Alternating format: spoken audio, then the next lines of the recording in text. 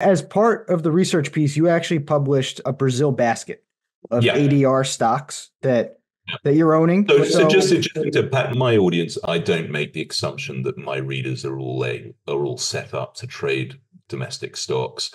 I tend to try and express my trade ideas in something that anyone with an interactive broker's account can put on, which is a unique challenge, right? Like I think about that too. It's a unique challenge, right? When you come to an investment idea, try and express it. And I will get the usual comeback about, well, you've put the Petrobras ADR in your basket. Why didn't you put the A shares? It's got a better dividend, etc. Yeah, I get all those arguments, but I try and keep this as accessible to as broad an audience as possible. And anyone that understands the different types of snow, like Eskimos sort of classic snow, the different types of exposure you can take to a Petrobras is probably not reading me for my Brazil insights, right?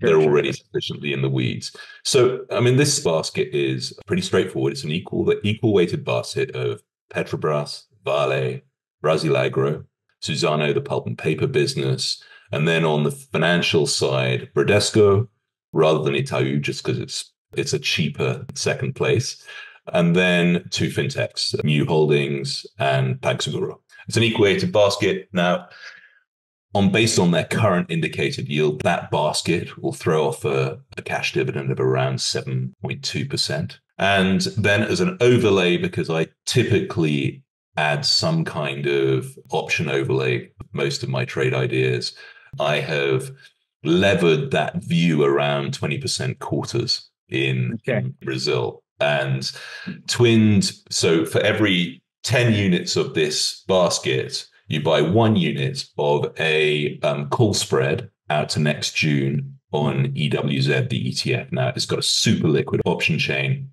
And for a $35 by $40 call spread on EWZ, which you pay about $1 for what you paid last week, about $1.50 for, you get that $5 spread if Brazil puts in one of its 20% money through the door quarters.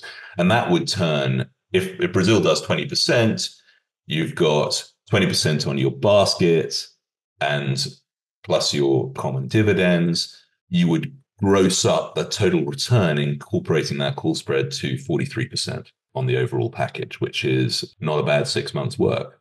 No, if it works. At all. It's honest work. It's honest work. In terms of it, the individual names, I mean, you've done an entire podcast on Petrobras, so I'm not gonna talk about that.